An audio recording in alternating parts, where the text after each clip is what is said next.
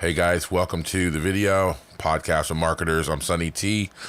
Make sure that you comment below. I really like the community that we have here, and your comments do matter to me, and I answer each and every one of them. Like the video, man. Fucking smash that thumbs up, man, if you dig this video, and subscribe to the channel if you like the content. I come out with videos every day. Come to my Facebook group if you dig it. It's funnelhackerpro.com. And also, I have a private accountability group if you want to hold yourself accountable, and if you think you got what it takes, click the link below and fill out the survey. Let's get to the video.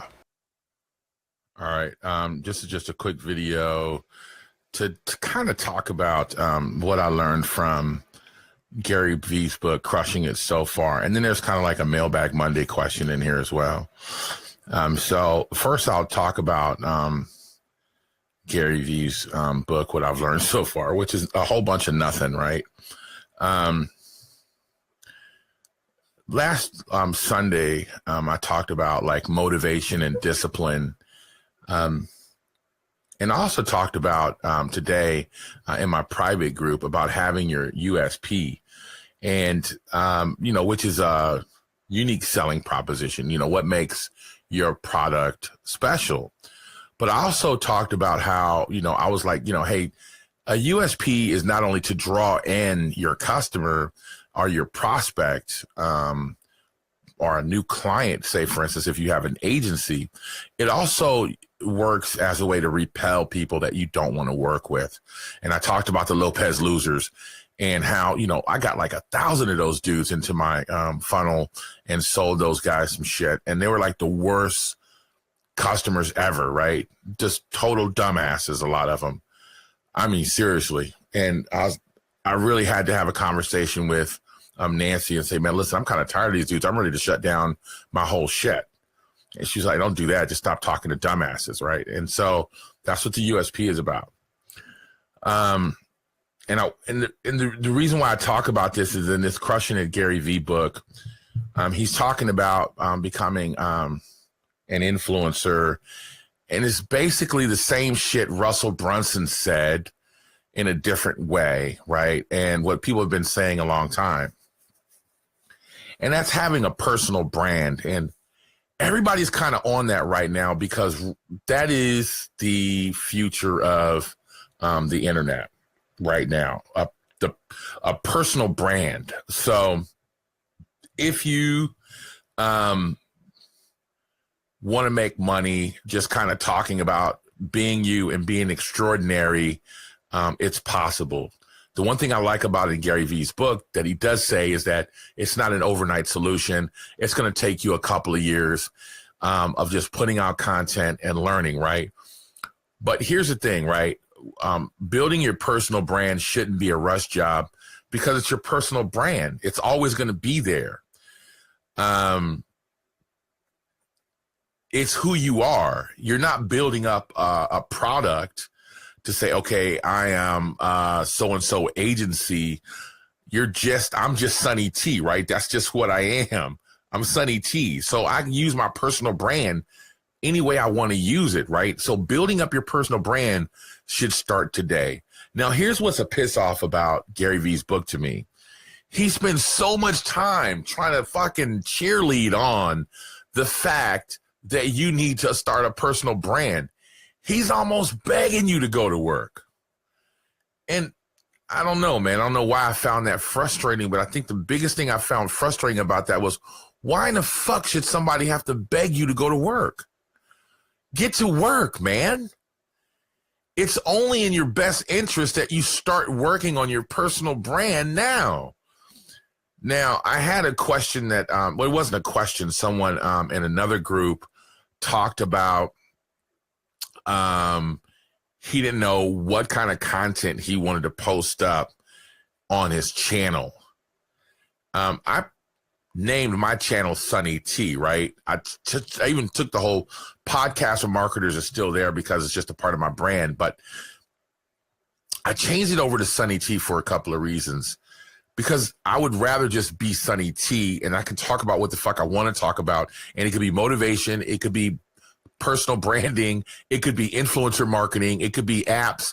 It's whatever I'm interested in. It's my personal brand. And you should do the same.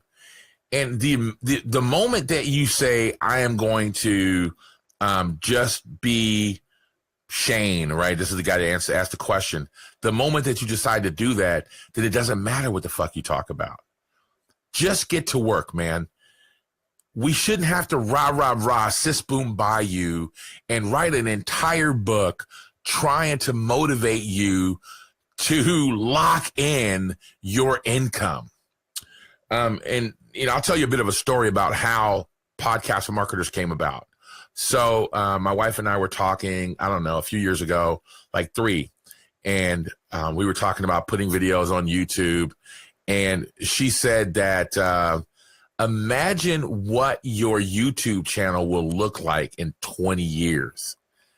And I was like, oh, shit. And I'm like, from a video a day? She's like, yeah. And so we did the math, and I'm like, golly, it was like, I don't know, like thousands of videos or whatever. But, oh, wow, it just blew my head back. Like, you have that many videos on YouTube, no matter what you're talking about. Imagine that each video is making $1 a month or whatever, right? Even if it's just making 50 cents a month, do the math on that, right? So everybody right now is investing in cryptocurrency, and that's cool. And maybe you'll make some money, and maybe you'll make some money investing in, Apple or fucking IBM or whatever. That's cool. Invest in Snapchat or some new social media marketing platform or some shit. And I'm cool. I can dig all of that. But what about investing in yourself like that? So most of you guys are in your 20s or your 30s or whatever. Imagine when you're 50 and you've been doing a video a day for 10 years. Come on, man. Imagine that. Just imagine the YouTube money alone. Don't talk about subscribers or nothing. Even just that much on YouTube alone will bring in a decent income. Probably somewhere in the area of a cool $1,500 to $2,000 a month without you doing shit. Just the check comes in. I was making over $100 a month with less than 300 subscribers. That money started coming in. I use that to, I don't know. Well, I don't smoke cigarettes anymore, but it's like my cigarette money. It's like, whatever, I get $100 in, I could go buy a new app from AppSumo or something, right? It's what it is. I get that little money. But not even that, though. You start to understand that your crowd will want to give you something for bringing so much value. So you'll start collecting email addresses. It'll be natural. And you'll start doing affiliate marketing, right? I'm talking like $2,000 a month just in AppSumo cash. Now you got your $2,000 a month coming from YouTube, another $2,000 a month coming from fucking emails. And then maybe you put up a course or something, or maybe you sell a book or whatever. It's whatever you want. Then you get another $2,000 or $3,000. Before you know it, you got $6,000 a month coming in for doing absolutely bupkis. Think about that investment. YouTube is solid. There's no way in the world it's going anywhere. You are interesting in your own way. If there's a caveat here. If you are being yourself. What's funny is that I'm not like reading Gary Vee's book, but he said this shit because it's fucking obvious. If you're being yourself, people can sniff out a fucking fraud. So if you can be yourself 100%, lay it all out there and be honest. Now, let me tell you where I learned this from. Okay. I'm not like some fucking, I don't know, rocket science when it comes to social media. I got this from broadcasting on the radio. What I noticed was the realer that I got, the more stories that I told about myself, the more shit that I said. Once I had my daughter on, right? Now, this is some personal shit. So my daughter and I had like a really bad relationship a long time ago because her and, me and her mom broke up. Her mom and I broke up, and I wasn't a cool dad. I was a dickhead. I used to take off, never used to go see her. I'd really skirted, not my responsibilities financially. I took care of her financially, but she wanted me to be there. So I called up live in front of God and 4 more white people and said, a live conversation with my daughter. I know I've been an asshole.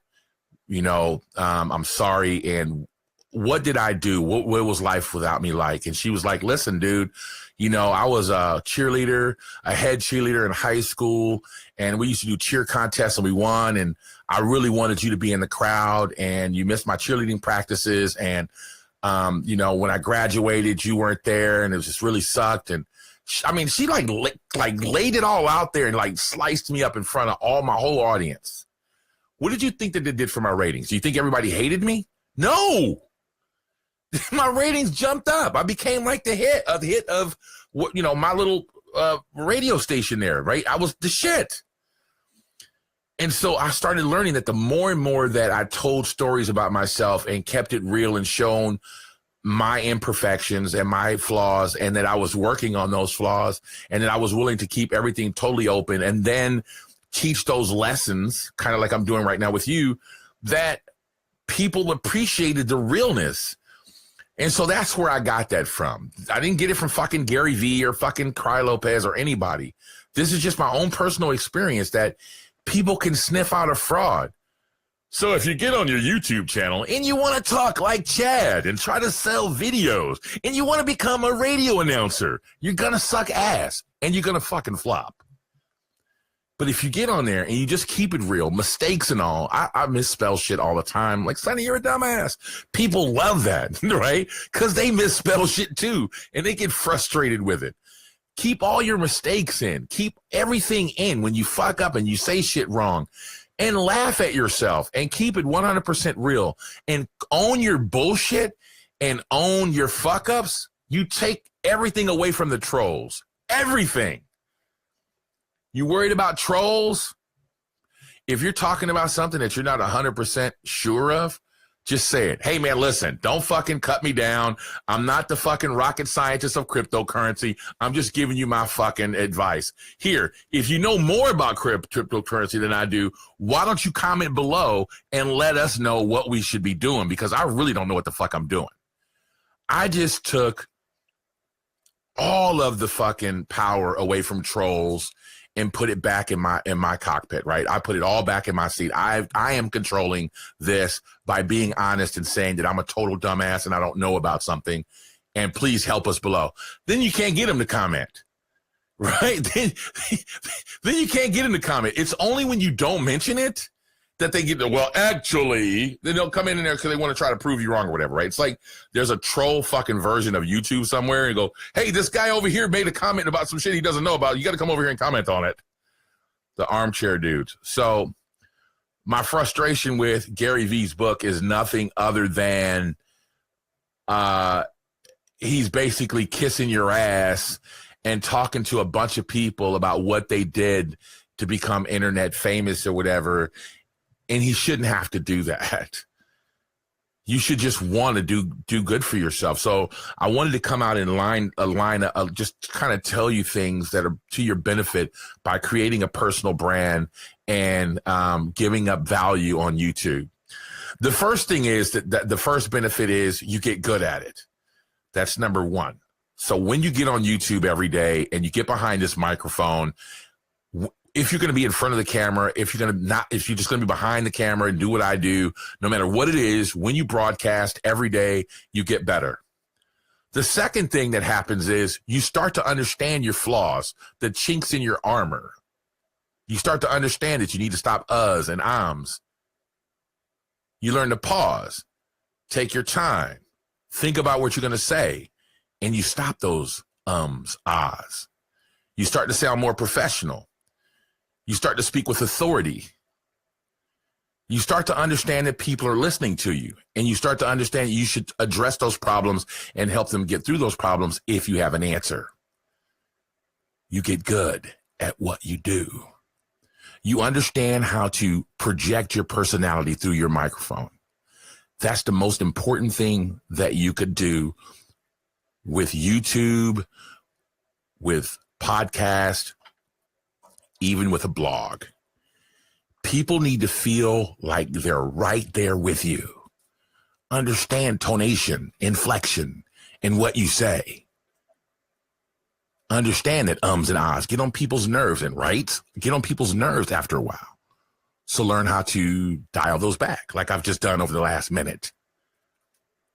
Get good at it. The only way to get good at it is to do it every day. And if you do it every day, you're going to start noticing amazing shit happening. You're going to get more comments. Reply to every comment, no matter what it is. You'll get more interaction. You can develop a following, a tribe. People trust you. Now you've become your own marketing machine.